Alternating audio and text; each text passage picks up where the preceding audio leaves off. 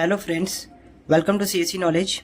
Guys, आज हम लोग इस लेक्चर में देखेंगे वन डायमेंशनल हीट इक्वेशन का डेरिवेशन, कि कैसे हम हीट इक्वेशन का डेरिवेशन करते हैं। तो आपका जो हीट इक्वेशन है वो क्या होता है, del u upon del t equals to c square del square u upon del x square.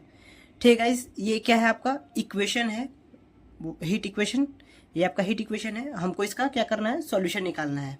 तो हम लोगों ने पिछले लेक्चर में देखा था सेपरेशन ऑफ वेरिएबल।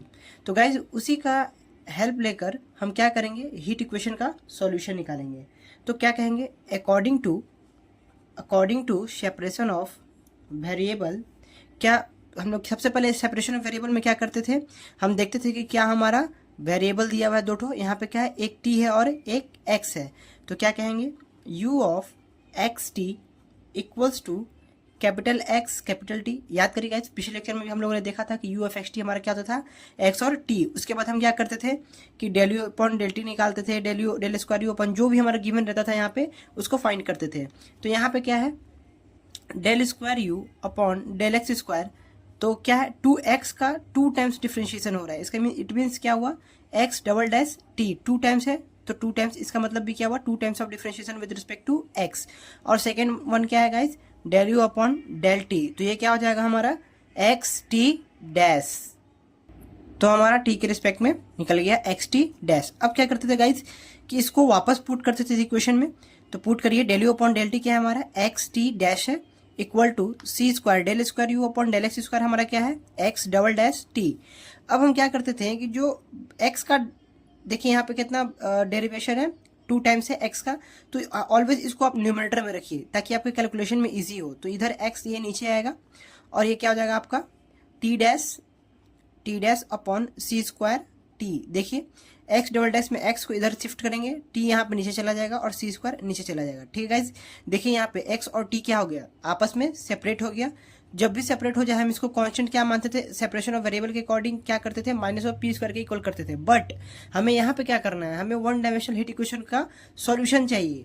तो उसका हम 3 केस लेते हैं। सबसे पहले क्या करते हैं कि इसको के इक्वल करते हैं, और यहाँ पे के 3 वैल्यू के लिए हम फाइंड करते हैं कि हमारा सॉल्यूशन क्या बन रहा है। कौन सा वैल्यू है, के इक्वल टू 0 के लिए सबसे पहले, फिर पी स्क्वायर के लिए, फिर माइनस ऑफ पी स्क्वायर के लिए। ये 3 केस हम निकालेंगे गाइज कि हमारा इस तीनों केस के लिए सॉल्यूशन क्या आता है। तो हम सबसे पहले देखेंगे कि व्हेन के इक्वल्स टू 0, जब ये हमारा कांस्टेंट पहला क्या हो, 0 के बराबर हो। व्हेन के इक्वल्स टू 0, तो जो हमारा सॉल्यूशन बनेगा वो क्या बनेगा, देखिए x double dash by x equals to 0। यहाँ पे देखिए इस इक्वेशन से x double dash by x, के का हम पहला वैल्यू क्या ले रहे हैं, 0 ले रहे हैं। तो अब इसको क्या करेंगे, सॉल्व करेंगे। X double dash equals to, ये तो 0 इंटू में तो 0 हो जाएगा। इसका मतलब क्या होता है गाइस, आपको पहले ही बता चुके हैं हम, del square x with respect to d x square equals to 0। अब इसको इधर शिफ्ट करिए तो क्या हो जाएगा, del square x equals to 0 del x square. अब आप बोलिए कि कोई नंबर में 0 मल्टीप्लाई करेंगे तो 0 ही होगा बिल्कुल। लेकिन अब इसका क्या करेंगे, हम सॉल्व करेंगे और देखेंगे कि इसमें क्या होता है। देखिए इसका मतलब 2 टाइम्स ऑफ इंटीग्रेशन होगा डेल स्क्वायर एक्स, तो इधर भी 2 टाइम्स ऑफ इंटीग्रेशन करिए, 0 इंटू डेल एक्स स्क्वायर। आपको ये समझ में आएगा अभी। डेल स्क्वायर एक्स दोनों तरफ क्या हुआ, 2 टाइम्स इंटीग्रेशन हुआ, क्योंकि पावर कितना था दोनों में, 2 था। अब देखिए क्या होगा, इसका इंटीग्रेशन, देखिए इंटीग्रेशन में इसमें क्या है, डेल स्क्वायर एक्स है, तो एक बार करिएगा तो आपका डेल एक्स में आ जाएगा, 2 से पावर 1 हो जाएगा, एक बार करिएगा। ये कैसे होता है गाइस, ये समझिए, ये क्या है, यहाँ पे डिफरेंशिएशन ऑफ एक्स है ना, इंटीग्रेशन तो होल का करना है, मतलब इसका करना है, ये आपस में क्या है, डिफरेंशिएशन का साइन है। और आपको पता है कि जो अपोजिट ऑफ डिफरेंशिएशन इंटीग्रेशन होता है, ठीक है। तो इसीलिए यहाँ पे डेल स्क्वायर एक्स था, तो फर्स्ट टाइम जब इसको इंटीग्रेट किए तो डेल एक्स आ गया। और इसको इंटीग्रेट करेगा, आप बोले थे कि 0 को इंटीग्रेट करते हैं, तो किसी भी इसको 0 करेंगे तो ऑब्वियस सी बात है कि फर्स्ट टाइम में 0 ही आएगा। बट इसके साथ कांस्टेंट तो आएगा, क्यों, क्योंकि कांस्टेंट ऑलवेज प्लस में होता है, 0 के मल्टीप्लाई में नहीं होता है, इसीलिए कांस्टेंट आपका एज इट इज रहेगा। और एक बार और इंटीग्रेशन इसका रहेगा, एक बार और इंटीग्रेशन अभी बचा हुआ है, ठीक है। तो अब देखिए यहाँ पे dx का एक बार और इंटीग्रेशन करेगा तो क्या आ जाएगा आपका x आ जाएगा, और 0 का वापस करेगा तो 2 टाइम्स इंटीग्रेशन आ रहा है तो एक के साथ x मल्टीप्लाई हो जाएगा, और सेकेंड में एक और कांस्टेंट ऐड हो जाएगा। 0 का इंटीग्रेशन तो 0 ही होगा, ठीक है। तो ये आपका एक x का वैल्यू निकला। अब क्या करेंगे, हम t के लिए वैल्यू निकालेंगे। t का वैल्यू हमारा क्या आ जाएगा, देखिए t का इक्वेशन आपका ये है, t dash upon c square t equals to k, और k की वैल्यू क्या हम फर्स्ट केस में माने 0, तो ये भी सेम हो जाएगा, t डैश इक्वल्स टू 0 हो जाएगा आपका। ये इधर मल्टीप्लाई में गया 0, यहाँ पे 1 पावर है तो यहाँ पे 1 time of integration of t equals to, क्यों, क्योंकि इसका वैल्यू आप तोड़िएगा तो ये क्या आ जाएगा, del t equals to 0 del small t आएगा, सेम पिछले प्रोसेस की तरह। तो ये हमारा क्या हो जाएगा, इंटीग्रेशन ऑफ डेल टी हो जाएगा, और ये तो 0 हो जाएगा, 0 का इंटीग्रेशन 0, लेकिन कांस्टेंट ऐड होगा, और कांस्टेंट हम C1 C2 ऑलरेडी ले चुके हैं, तो ये हमारा कांस्टेंट नया क्या बनेगा, C3। ये हो गया हमारा क्या, फर्स्ट केस जिसमें हम k को 0 पुट किए थे। तो हमारा वैल्यू क्या आएगा, इस देखिए यहाँ पे जो हमारा वैल्यू है फर्स्ट में u ऑफ एक्स टी क्या था हमारा, u of x T, capital X capital T दोनों का वैल्यू हम फाइंड कर चुके हैं। तो हमारा एक का आया है C1x प्लस C2, ये हमारा x आया है, और t की वैल्यू क्या है हमारा C3, यानी फर्स्ट केस में ये हमारा u ऑफ एक्स टी का वैल्यू एक सॉल्यूशन ये मिला हमें। अब हम क्या करते हैं गाइस कि सेकेंड केस रखते हैं, क्या, when k equals to p square, यही तो हमारा सेकेंड केस है, when k equals to p square. चलिए तो फिर वापस से हम इसी इक्वेशन में पुट करेंगे। हमारा इक्वेशन क्या था, देखिए जो जहाँ हमारा वेरिएबल सेपरेट हो रहा था, ये वाला हमारा इक्वेशन है जहाँ वेरिएबल हमारा क्या हो रहा है, सेपरेट हो रहा है। तो क्या है, देखिए सबसे पहले x double dash by x equals to किसके इक्वल करेंगे, पी स्क्वायर के इक्वल किए। तो अब इसको सॉल्व करेंगे तो आपका क्या हो जाएगा, del square x with respect to d x square equal to p square, और ये आपका x एज इट इज़ रहेगा।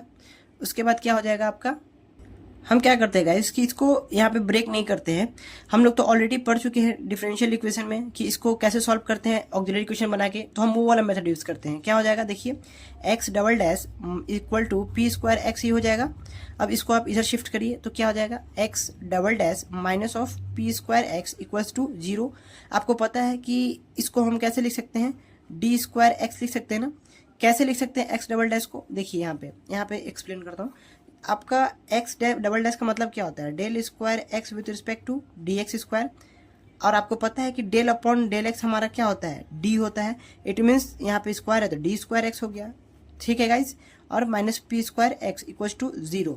तो यहाँ पे आप x को कॉमन लीजिए तो d square minus p square x equals to 0। अब क्या करेंगे, अब क्या करते हैं, ऑक्सिलरी इक्वेशन बनाते हैं। ऑक्सिलरी इक्वेशन देखिए, ऑक्सिलरी इक्वेशन में क्या होता है, डी एम में कन्वर्ट हो जाता है, minus p square equals to 0। तो जो आपका वैल्यू है एम स्क्वायर का वो क्या आ गया, पी स्क्वायर आ गया। अब एम की वैल्यू क्या आ गया, स्क्वायर से रूट खत्म तो प्लस माइनस पी, ये आपका एम का वैल्यू आ गया। आपका m का वैल्यू तो क्या आ गया, प्लस माइनस p। तो अब जो आपका इससे कॉम्प्लीमेंट्री फंक्शन बनता था वही आपकी x की वैल्यू हो जाएगी डायरेक्ट। जो आपका कॉम्प्लीमेंट्री फंक्शन बनता है वो क्या बनता है, c1 e की पावर m1x, क्या इट मीन्स की px प्लस c2 e की पावर माइनस ऑफ px। देखिए यहाँ पे आपका x का वैल्यू डायरेक्ट कॉम्प्लीमेंट्री फंक्शन से मिल गया।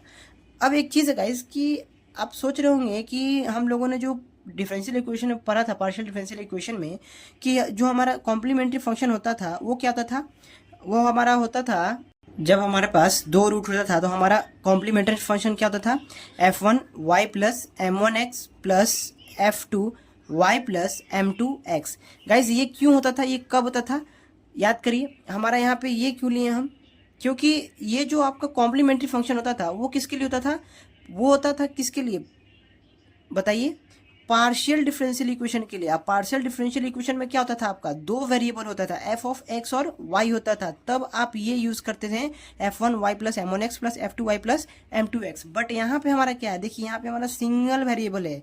ये कौन सा डिफरेंशियल इक्वेशन है, ये है ऑर्डिनरी डिफरेंशियल इक्वेशन। ये हमारा कौन सा है, ऑर्डिनरी डिफरेंशियल इक्वेशन। ये हमारा ऑर्डिनरी है इस, क्योंकि हमारा यहाँ पे वेरिएबल कितना है, सिंगल है, और जब सिंगल वेरिएबल होता है तो उसका कॉम्प्लीमेंट्री फंक्शन अगर दो डिस्टिंक्ट रूट है तो ऐसा निकलता था c1 e की power m1x plus c2 e की पावर m2x, तब हमारा CF निकलता था। क्योंकि ये ऑर्डिनरी है इसलिए ये ऐसा निकला, ना कि ऐसा हम इसका CF लिखे।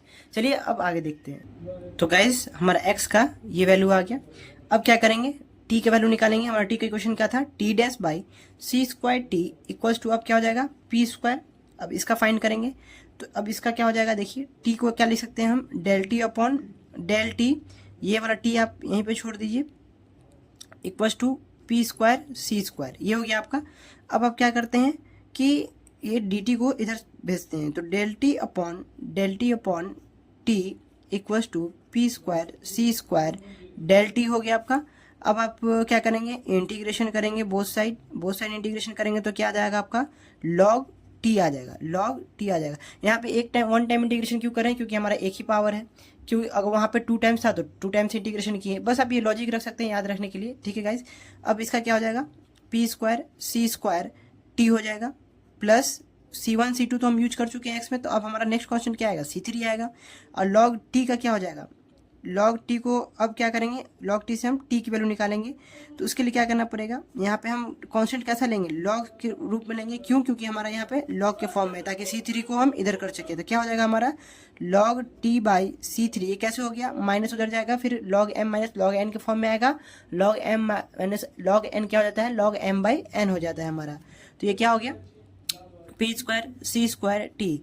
तो लॉग जो t की वैल्यू है वो क्या हो जाएगी, सबसे पहले जब लॉग उधर जाता है तो e के फॉर्म में सारा बाकी जो रेस्ट रहता है पावर में आ जाता है, e P square c square T, और ये C3 क्या आ जाएगा, मल्टीप्लाई में आ जाएगा। तो ये हमारा किसका वैल्यू निकल गया गाइस, t का वैल्यू निकल गया।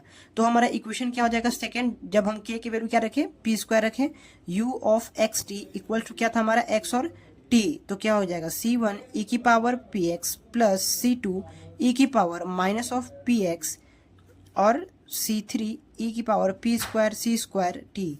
ये हमारा u ऑफ एक्स टी दूसरे केस के लिए निकल गया, जब हमारा k क्या था, p स्क्वायर था, k क्या था, p स्क्वायर।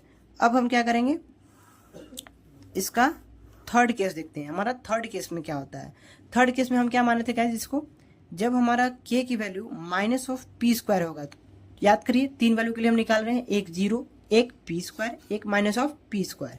जब माइनस ऑफ p स्क्वायर के लिए निकालेंगे तो हमारा x का इक्वेशन क्या हो जाएगा, x double dash by x equal to minus of p square.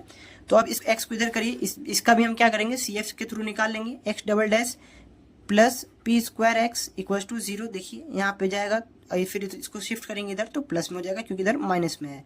तो अब क्या करेंगे, d square plus p square same x equal to 0। अब इसको ऑक्सिलरी इक्वेशन इसका बनाएंगे। ऑक्सिलरी इक्वेशन कैसे बनता है, d को m में कन्वर्ट कर देंगे, तो m square plus p square equals to 0। It means m square equal to minus of p square.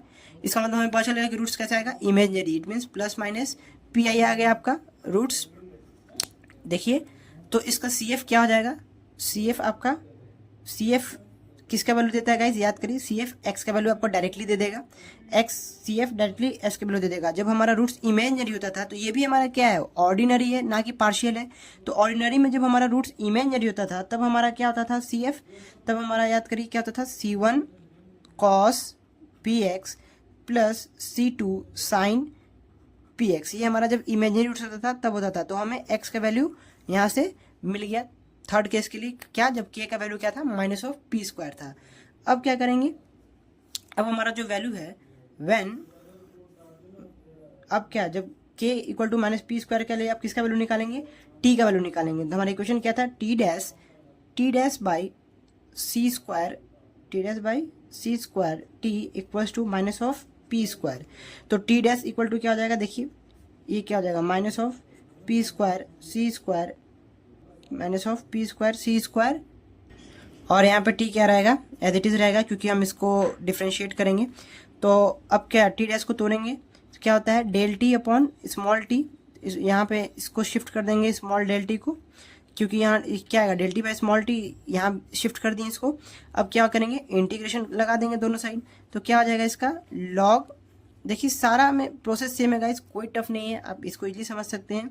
फिर क्या हो जाएगा, minus p square c square t plus log C3, क्योंकि 2 क्वेश्चन ले चुके हैं हम।